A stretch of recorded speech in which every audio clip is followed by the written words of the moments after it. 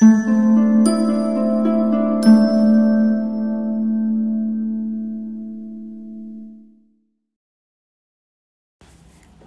നമ്മൾ കണ്ടത് തൻ്റെ പ്രൊഫഷനിലോട് ഒരു ആത്മാർത്ഥതയും കാണിക്കാത്ത ഡോക്ടർ ചഡ്ഡ. അദ്ദേഹത്തിൻ്റെ ആ ഒരു ആറ്റിറ്റ്യൂഡ് കാരണം 7 വയസ്സുള്ള ഒരു കുട്ടി മരണത്തിലേക്ക് കീഴടങ്ങി. കൈ സാൽ ഗുസർ ഗए. डॉक्टर चड्ढा ने खूब यश और धन कमाया, लेकिन इसके साथ ही अपने स्वास्थ्य की रक्षा भी की, जो एक साधारण बात थी. यह उनके नियमित जीवन का आशीर्वाद था कि 50 वर्ष की अवस्था में उनकी चुस्ती और फुर्ती युवकों को भी लज्जित करती थी. അങ്ങനെ കുറേ വർഷം കഴിഞ്ഞു. ഈ ഒരു സംഭവം നടന്നതിന് ശേഷം കുറേ വർഷം കഴിഞ്ഞു. ഇപ്പം ഡോക്ടർ ചഡ്ഡ 50 വയസ്സുള്ളൊരു വ്യക്തിയാണ്. പക്ഷേ അദ്ദേഹത്തിൻ്റെ ആ ഒരു റെഗുലറായിട്ടുള്ള ഒരു എക്സസൈസും ഹെൽത്ത് മെയിൻറ്റെയിൻ ചെയ്യുന്ന ആ ഒരു രീതി കാരണം 50 വയസ്സായാലും യുവാക്കളെ പോലും ലജ്ജിക്കുന്ന രീതിയിലായിരുന്നു അദ്ദേഹത്തിൻ്റെ യൗവനം. उनके हर एक काम का समय नियत था. इस नियम से वह जौ भर भी न टलते थे. അദ്ദേഹം എന്ത് ചെയ്താലും ടൈം കീപ്പ് ചെയ്തായിരുന്നു ചെയ്യുന്നത്. കളിക്കാൻ പോകുന്ന സമയം കൃത്യമായിട്ട് പോകും. എല്ലാ രീതിയിലും വളരെ ചിട്ടയോടെ ഉള്ളൊരു ജീവിതമായിരുന്നു.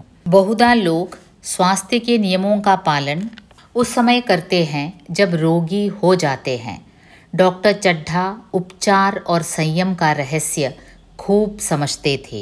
उनकी संतान संख्या भी इसी नियम के अधीन थी. उनके केवल 2 बच्चे हुए. ഇപ്പോൾ ഡോക്ടർ ചഡ്ഡയുടെ ലൈഫിൻ്റെ അദ്ദേഹത്തിൻ്റെ ആ ഒരു ക്യാരക്ടർ സ്കെച്ച് നമ്മൾ കാണുകയാണെങ്കിൽ അദ്ദേഹം വളരെ സ്ട്രിക്റ്റായിട്ട് തൻ്റെ രീതികൾ, തൻ്റെ ജീവിതചര്യ സ്ട്രിക്റ്റായിട്ട് പാലിക്കുന്ന ഒരു വ്യക്തിയായിരുന്നു.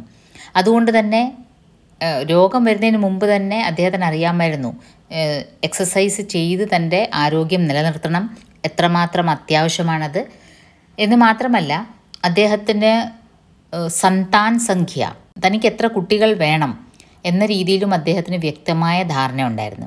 ഉൻക്ക് കേവൽ 2 ബച്ചേ ഹുവേ. അപ്പോൾ ഇതൊരു 1920s എഴുതിയ കഥയാണെന്ന് ഓർക്കണം കേട്ടോ. അന്ന് ഹം ദോ ഹമാരേ ദോ എന്നുള്ള ഒരു മുദ്രാവാക്യമില്ലായിരുന്നു. അന്ന് ഓരോ കുടുംബങ്ങളിലും മക്കളുടെ എണ്ണം വളരെ അധികമായിരുന്നു. പക്ഷേ ആ സമയത്ത് കൂടി ഡോക്ടർ ചഡ്ഡയ്ക്ക് അതിനെപ്പറ്റിയുള്ള വ്യക്തമായ ധാരണ ഉണ്ടായിരുന്നു. तो उनके 2 बच्चे हुए, एक लड़का और एक लड़की. तीसरी संतान न हुई, इसीलिए श्रीमती चड्ढा भी अभी जवान मालूम होती थी. लड़की का तो विवाह हो चुका था.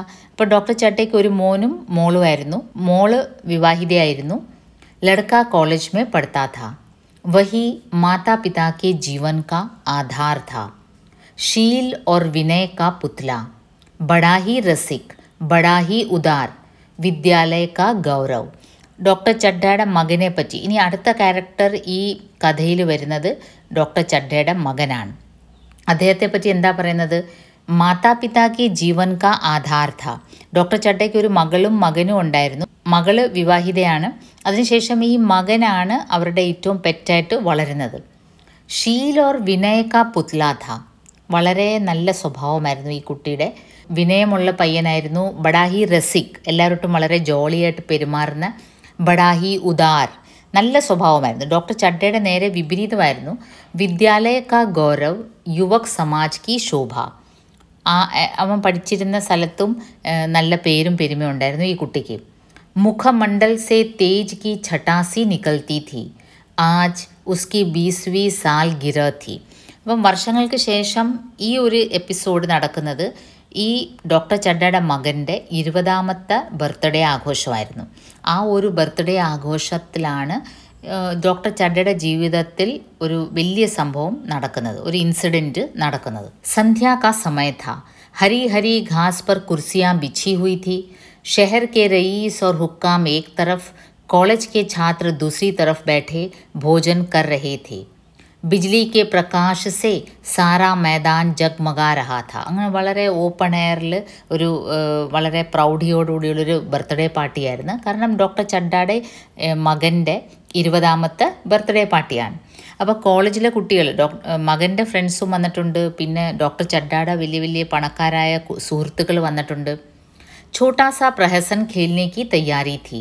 प्रहसन स्वयं कैलाश नाथ ने लिखा था. वही मुख्य एक्टर भी था. इस समय वह एक रेशमी कमीज पहने नंगे सिर नंगे पांव इधर से उधर മിത്രോं की ആവ് ഭഗത് മേ ലഗാ ഹുവാ ഥാ. അപ്പോൾ ഈ ബർത്ത്ഡേ പാർട്ടിയിൽ തന്നെ ഒരു ചെറിയ സ്കിറ്റ് അറേഞ്ച് ചെയ്തിട്ടുണ്ടായിരുന്നു പ്രഹസൻ. കൈലാഷ് നാഥ് തന്നെ എഴുതിയ സ്ക്രിപ്റ്റ് ആയിരുന്നു. അതിലെ മെയിൻ ആക്ടറും കൈലാഷ് നാഥാണ്. അപ്പം ബർത്ത്ഡേ പാർട്ടിയിൽ എല്ലാവരെയും സ്വീകരിക്കുന്നത്, എല്ലാവരോട്ടും നല്ലപോലെ, അപ്പം നേരത്തെ പറഞ്ഞു കൈലാസ് എല്ലാവരോട്ടും വളരെ ഫ്രണ്ട്ലിയാണ്.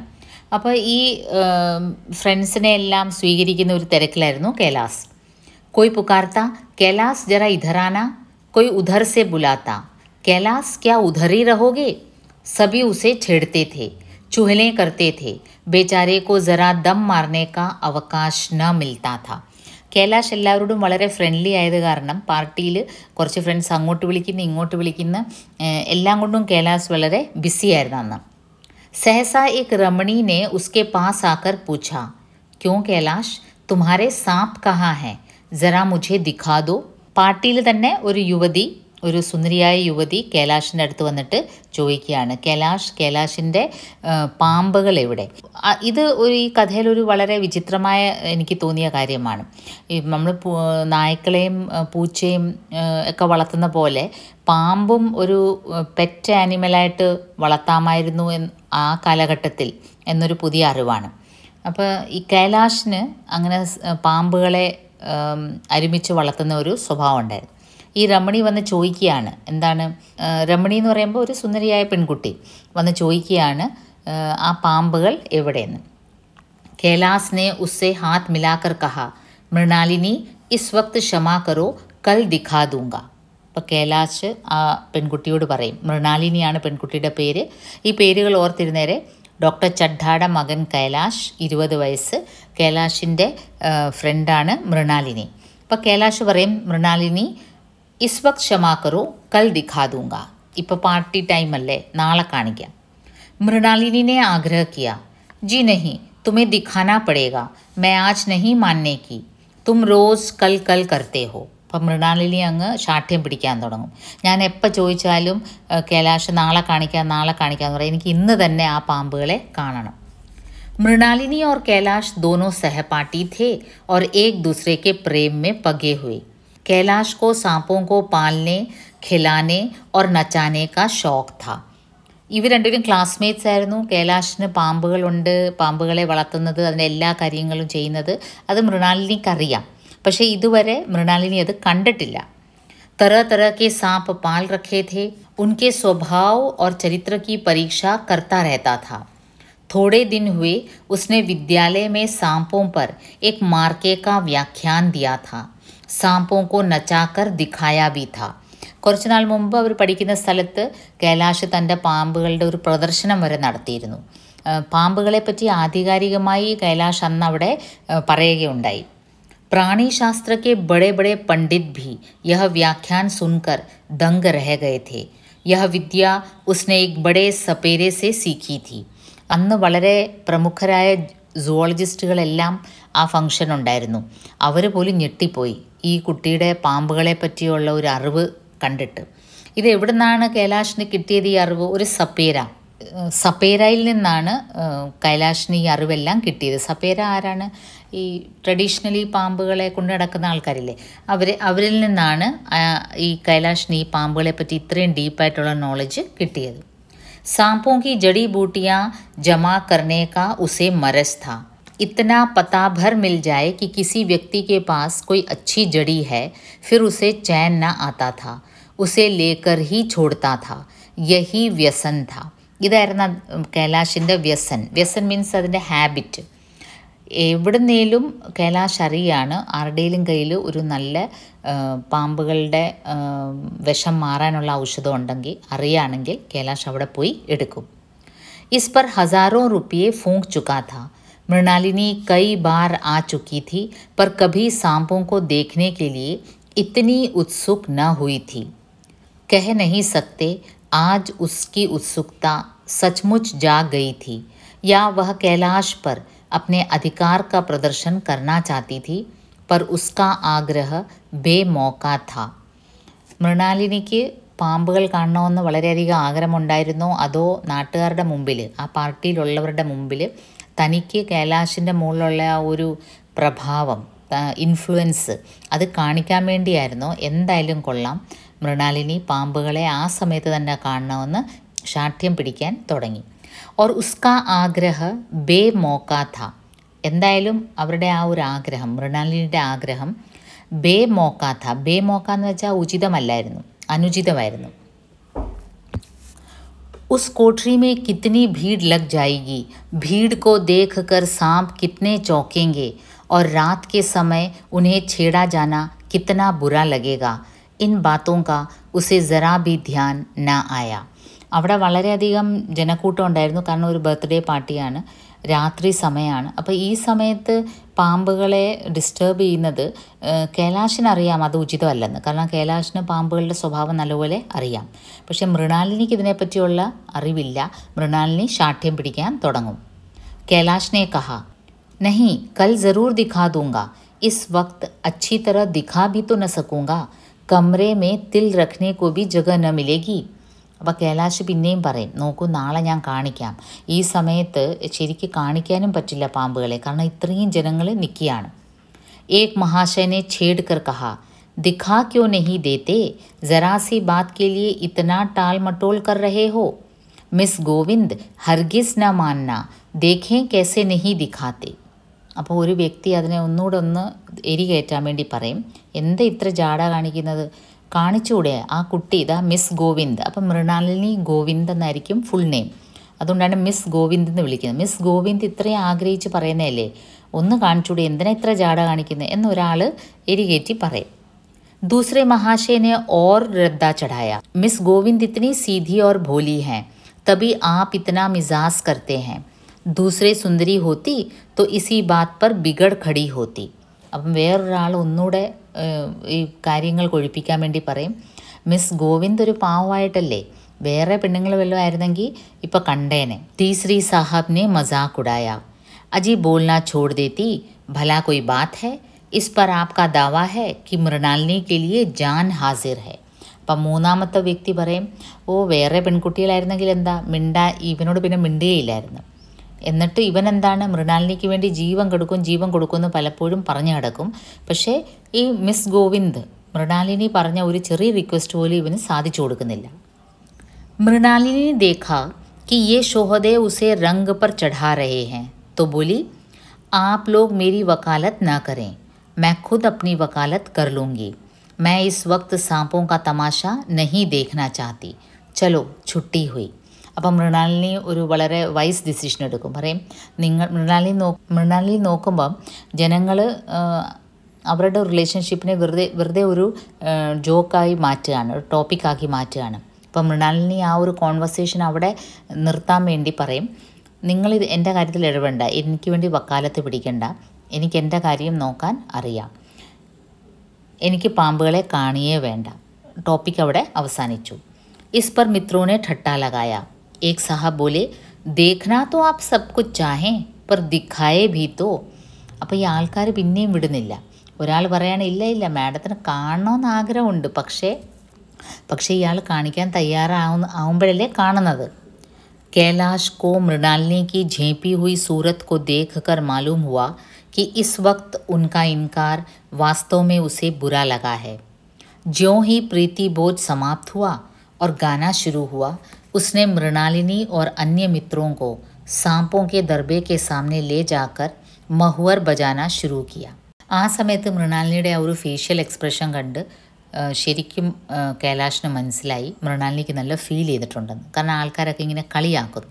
അതുകൊണ്ട് എന്ത് ചെയ്തു, കുറച്ച് കഴിഞ്ഞ് ഫുഡൊക്കെ കഴിച്ചു കഴിഞ്ഞ് ഗാനസന്ധ്യയൊക്കെ നടന്നപ്പം കൈലാഷ് തൻ്റെ കൂട്ടുകാരെയും മൃണാലിനിയെയും കൊണ്ടുപോയി പാമ്പുകളെ ഇട്ടിരിക്കുന്ന ആ സ്ഥലത്ത് കൊണ്ടുപോയി. और उसने महुअर बजाना शुरू किया. फिर एक एक खाना खोलकर एक एक सांप को निकालने लगा. അപ്പം പല ടൈപ്പ് പാമ്പുകളുണ്ട് കളക്ഷനിൽ. അങ്ങനെ ഇത് മകുട ഊതി ഓരോ പാമ്പുകളെ ഇങ്ങനെ എടുക്കാൻ തുടങ്ങി. वाह क्या कमाल था, ऐसा जान पड़ता था कि वे कीड़े उसकी एक एक बात, उसके मन का एक एक भाव समझते हैं. किसी को उठा लिया, किसी को गर्दन में डाल लिया, किसी को हाथ में लपेट लिया. എന്നിട്ട് ആ സമയത്ത് ഓരോ പാമ്പുകളെ എടുത്ത് ചിലരെ തോളയിലിടുന്നു, കയ്യിലിടുന്നു. കാരണം അവർ കൈലാഷുമായിട്ട് വളരെ ഇഴകി പരിചയമുള്ളവരാണ്. मृणालिनी बार बार मना करती कि इन्हें गर्दन में न डालो, दूर से ही दिखा दो, बस जरा नचा दो. कैलाश की गर्दन में सांपों को लिपटते देखकर उसकी जान निकली जाती थी. पछता रही थी कि मैंने व्यर्थ ही इनसे सांप दिखाने को कहा, मगर कैलाश एक न सुनता था. प्रेमिका के सम्मुख अपने सर्पकला प्रदर्शन का ऐसा अवसर पाकर वह कब चूकता. കഴുത്തേലൊക്കെ പാമ്പുകളെ ഇടുന്ന കണ്ടപ്പോൾ മൃണാലിനിക്ക് ശരിക്കും ടെൻഷനായി. മൃണാലിനി പറയും, എനിക്ക് അങ്ങനെയൊന്നും ഇട്ട് കാണിക്കണ്ട, ജസ്റ്റ് ഇങ്ങനെ ഒന്ന് കണ്ടാൽ മതി, കഴുത്തേലൊന്നും ഇടണ്ടെന്ന് പറയും. പക്ഷേ കൈലാഷിന് പിന്നെ അങ്ങ് ആവേശമായി. കാരണം തൻ്റെ പ്രേമികയുടെ മുമ്പിൽ തനിക്ക് ഈ പാമ്പുകളോട് എത്രമാത്രം ഇണക്കമുണ്ടെന്നും എത്രമാത്രം ആധികാരികമായിട്ടാണ് കൈകാര്യം ചെയ്യുന്നതെന്നൊക്കെ ഷോ ഓഫ് ചെയ്യാനുള്ളൊരു അവസരമായിരുന്നു. അപ്പോൾ ഒരു കൂട്ടുകാരൻ പറയും, ദാന്ത് തോട് ഡാലേ ഹോങ്കേ, കളിയാക്കി പറയും, ഓ ഈ പാമ്പുകളിലെല്ലാം വിഷപ്പല്ലെല്ലാം ഇവൻ മുറിച്ച് കളഞ്ഞാണോ, അതാ ഇത്രയും ധൈര്യമായിട്ട് പിടിക്കുന്നത്. കൈലാഷ് ഹസ്കർ ബോല, ദാന്ത് തോട് ഡാലന മദാരിയോं का काम है, किसी के दांत नहीं तोड़े गए, कहिए तो दिखा दूं. कहकर उसने एक काले सांप को पकड़ लिया और बोला, मेरे पास इससे बड़ा और जहरीला सांप दूसरा नहीं है. अगर किसी को काट ले तो आदमी आनन फानन में मर जाए. लहर भी न आए, इसके कांटे पर मंत्र नहीं, इसके दांत दिखा दूं. അപ്പോൾ കൈലാഷിന് അതൊരു ചാലഞ്ചായിട്ട് തോന്നി. കാരണം കൈലാഷ് ഇതിൻ്റെ വിഷപ്പല്ലുകളൊന്നും മുറിച്ചിട്ടില്ല. അപ്പോൾ ഒരു കറുത്ത പാമ്പിനെ എടുത്തിട്ട് പറയും, എൻ്റെ കയ്യിലുള്ളതിൽ ഏറ്റവും പോയിസണസ് പാമ്പ് ഇതാണ്, ഇതിന് പല്ല് ഞാൻ എടുത്തിട്ടില്ല, ഇത് ഇതൊന്ന് കൊത്തുകയാണെങ്കിൽ അപ്പം തന്നെ മനുഷ്യൻ്റെ കാര്യം പോക്കാണ്. ഇസ്കെ കാട്ടേ പർ മന്ത്ര നഹി, ഒരു മന്ത്രവും ഒരു ജപവും ആ വ്യക്തിയെ രക്ഷിക്കാൻ പറ്റില്ല. मृणालिनी ने उसका हाथ पकड़कर कहा, नहीं नहीं कैलाश, ईश्वर के लिए इसे छोड़ दो, तुम्हारे पैरों पड़ती हूँ. അപ്പം മൃണാലിനി പറയും, മൃണാലിനിക്ക് മനസ്സിലായി ഇതൊരു വാശി കളി പോലാണ്. മൃണാലിനി പറയും, ആ പാമ്പിനെ അങ്ങ് വിട്ടേരെ.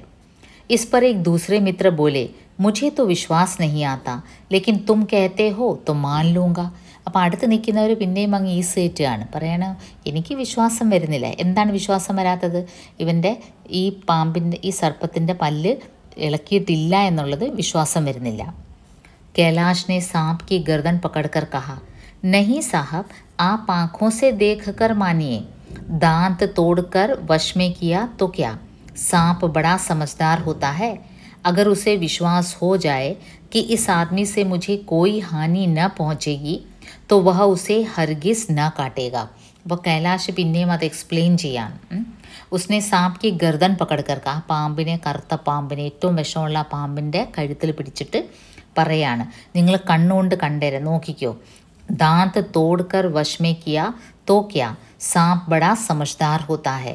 अगर उसे विश्वास हो जाए कि इस आदमी से मुझे कोई हानि न पहुँचेगी तो वह उसे हरगिज न काटेगा. പാമ്പുകളെ പറ്റി നല്ല അറിവുള്ള കൈലാഷ് പറയും, പാമ്പുകൾക്ക് നല്ല ബോധമുണ്ട്, നമ്മളതിനെ ഒന്നും ദ്രോഹിക്കില്ല എന്നറിയുമ്പോൾ അത് നമ്മളെ ഒന്നും ചെയ്യില്ല. मृणालिनी ने जब देखा कि कैलाश पर उस वक्त भूत सवार है तो उसने यह तमाशा न करने के विचार से कहा, अच्छा भाई अब यहाँ से चलो. അപ്പം മൃണാലിനിക്ക് മനസ്സിലായി കാര്യം വെറുതെ ഇങ്ങനെ വാശിയിലേക്ക് പോവാണ്. അപ്പം മൃണാലിനി പറയും, മതി, പാമ്പുകളെ കണ്ടത് മതി, നമുക്കിനിയും പോകാം. देखा गाना शुरू हो गया है, आज मैं भी कोई चीज़ सुनाऊंगी. നോക്ക് പാട്ടൊക്കെ തുടങ്ങി, ഞാനും ഇന്നൊരു പാട്ട് പാടും. यह कहते हुए उसने कैलाश का कंधा पकड़कर चलने का इशारा किया और कमरे से निकल गई. मगर कैलाश विरोधियों का शंका समाधान करके ही दम लेना चाहता था. उसने सांप की गर्दन पकड़कर जोर से दबाई, इतनी जोर से दबाई कि उसका मुंह लाल हो गया, देह की सारी नसें तन गई. പക്ഷേ മൃണാലിനി അങ്ങ് പോയെങ്കിലും കൈലാഷിനൊരു ഈഗോ ഹേർട്ടായി. തൻ്റെ സുഹൃത്തുക്കൾ തന്നെ വിശ്വസിക്കുന്നില്ല എന്നറിഞ്ഞപ്പം ആ യുവാവ് എന്ത് ചെയ്തു, ആ കറുത്ത പാമ്പിനെ ഇങ്ങനെ പിടിച്ചിട്ട് കഴുത്ത് ഞെക്കിയിട്ട് അതിൻ്റെ വാ തുറന്ന് കാണിക്കാനായിരുന്നു ഉദ്ദേശിച്ചിരുന്നത്. പക്ഷേ ആ പാമ്പിന് നല്ലപോലെ വേദനിച്ചു. उसने सांप की गर्दन पकड़कर जोर से दबाई, इतनी जोर से दबाई कि उसका मुंह लाल हो गया, देह की सारी नसें तन गई. सांप ने अब तक उसके हाथों ऐसा व्यवहार न देखा था. उसकी समझ में न आता था कि यह मुझसे क्या चाहते हैं। उसे शायद भ्रम हुआ कि मुझे मार डालना चाहते हैं। अतएव वह ആത്മരക്ഷാ के लिए തയ്യാർ हो गया. അപ്പോൾ ആ പാമ്പ് പല പ്രാവശ്യവും കൈലാഷ് പാമ്പിനെ എടുത്തിട്ടുണ്ടായിരിക്കും. പക്ഷേ ആ സമയത്ത് ഇത്രയും സ്ട്രോങ് ആയിട്ട് പ്രസ് ചെയ്തപ്പം പാമ്പിനൊരു മിസ്അണ്ടർസ്റ്റാൻഡിങ് ഉണ്ടായി. പാമ്പിന് തോന്നി ഇനി എന്നെ കൊല്ലാനെങ്ങാനും പോവാണോ എന്ന്. कैलाश ने उसकी गर्दन खूब दबाकर मुंह खोल दिया और उसके जहरीले दांत दिखाते हुए बोला, जिन सज्जनों को शक हो आकर देख लें. आया विश्वास या अब भी कुछ शक है. പിന്നെയും ആ പാമ്പിൻ്റെ കഴുത്തിങ്ങനെ ഞെരിച്ചിട്ട് വാ തുറന്നിട്ട് ആ വിഷപ്പല്ലുകൾ സുഹൃത്തുക്കളെ കാണിക്കും. मित्रों ने आकर उसके दांत देखे और चकित हो गए.